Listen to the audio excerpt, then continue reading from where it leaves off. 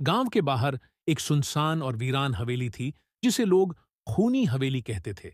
कहा जाता था कि इस हवेली में जाने वाला कभी वापस नहीं लौटता। वर्षों पहले इस हवेली में ठाकुर रघुनाथ सिंह रहते थे। हवेली का हर कोना उनकी अमीरी की कहानी सुनाता था। लेकिन उनकी मौत के बाद हवेली में अजीबो गरीब घटनाएं होने लगीं। एक रात गांव के चार दोस्त रोहित, करण, सीमा और नीतू जिज्ञासा के कारण हवेली में जाने का फैसला करते हैं। गांव वालों ने उन्हें रोकने की कोशिश की, लेकिन युवाओं ने इसे सिर्फ एक कहानी समझा। वे अपनी टॉर्च और कैमरा लेकर हवेली के अंदर घुस गए। हवेली के अंदर घुसते ही एक अजीब सी ठंडक महसूस हुई। चारों ने महसूस किया कि जैसे कोई उन्हें देख रहा हो। हवेली के अंदर लगी पुरानी पेंटिंग्स की आंखें जैसे उनकी हर हरकत पर नजर रख रही थीं। दीवारों पर लगे पुराने घड़ियां बंद थीं, लेकिन अचानक एक घड़ी की टिक टिक शुरू हो गई। कमरे में घुसते ही नीतू ने देखा कि फर्श पर खून के धब्बे थे। करण ने मजाक करते हुए कहा, कहीं ये तुम्हारी खौफनाक कहानियों का हिस्सा तो नहीं? लेकिन जैसे ही रोहित ने धब्बों को छूने की कोशिश की, हवेली का दरवाजा जोर से बंद हो गया। सभी बुरी तरह घबरा गए। अचानक एक धीमी आवाज सुनाई दी। आवाज एक बूढ़ी औरत की थी जो किसी को पुकार रही थी, रघुनाथ, रघुनाथ। चारों ने उस आवाज का पीछा किया और एक अंधेरे कमरे में पहुंच गए। कमरे में एक बड़ा सा आईना था। जैसे ही नीतू ने आईने को छुआ, उसमें से एक साया बाहर निकला। वह साया एक काले लिबास में था और उसकी आंखें खून जैसी लाल थीं। साया हंसते हुए बोला, तुमने मेरी शांति भंग की है, अब तुम इसे भोगोगे। यह सुनकर चारों चिल्लाने लगे। रोहित ने दरवाजा खोलने की कोशिश की, लेकिन वह अंदर से बंद था। सीमा ने भगवान का नाम लेना शुरू किया, लेकिन साया जोर से हंसते हुए बोला, यहां तुम्हारा भगवान भी तुम्हें नहीं बचा सकता। साया ने हवेली के हर कोने को जिंदा कर दिया। दीवारों से खून बहने लगा। फर्श पर खून की नदियां बहने लगीं। नीतू डर के मारे बेहोश हो गई। करण ने अपनी टॉर्च उठाकर साया की ओर फेंकी, लेकिन वह गायब हो गया। तभी हवेली की छत से एक औरत का कटा हुआ सिर लटकता हुआ दिखा।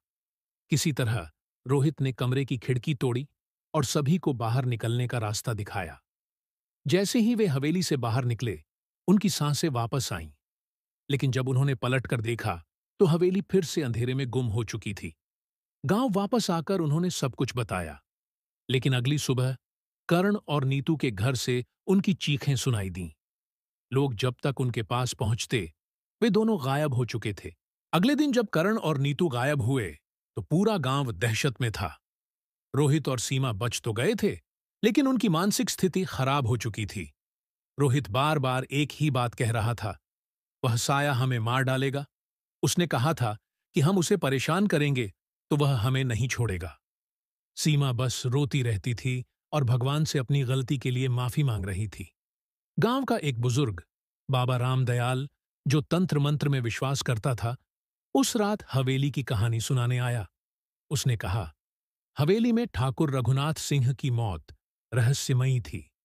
उन्होंने अपनी पत्नी और बच्चों की बलि देकर काला जादू किया था, ताकि वह हमेशा अमीर बने रहे। लेकिन वह अनुष्ठान अधूरा रह गया और ठाकुर खुद उसी हवेली में मारे गए। उनका भूत आज भी हवेली में भटकता है, और जिसने भी हवेली में कदम रखा, वह कभी बच नहीं पाया। बाबा ने कहा कि अगर करण और नीतू को बचाना है, तो एक तांत्रिक अनुष्ठान करना होगा। लेकिन इस अनुष्ठान में बहुत बड़ा जोखिम था।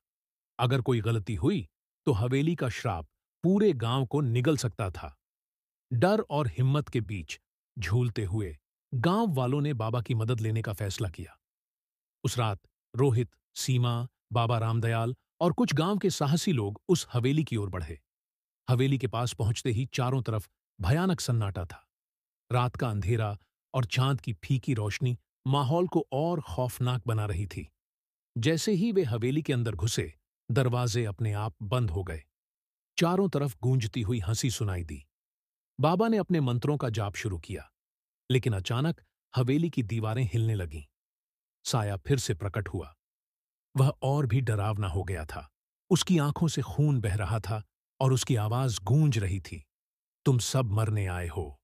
बाबा ने साया से बात करने की कोशिश की। उन्होंने कहा, तुम्हारी आत्मा यहां क्यों बंधी हुई है? हमें बताओ, ताकि हम तुम्हें मुक्ति दे सकें।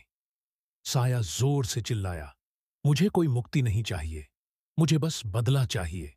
इस गांव ने मुझे धोखा दिया, मेरी मौत की साजिश रची। अब मैं सबको खत्म कर दूंगा। साया ने अचानक हवा में उड़कर बाबा को धक्का दिया।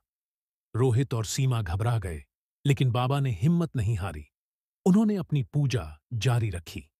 तभी करण और नीतू की चीखें सुनाई दीं। वे हवेली के एक कोने में जंजीरों से बंधे हुए थे। उनकी हालत बहुत खराब थी। बाबा ने आखिरी मंत्र पढ़ा, जिससे पूरी हवेली में आग लग गई। साया चिल्लाने लगा, तुम मुझे नहीं हरा सकते, मैं हमेशा लौट कर आऊंगा। जैसे ही हवेली ध्वस्त हुई, करण और नीतू को बचा लिया गया। सुबह होते होते हवेली राख में बदल गई।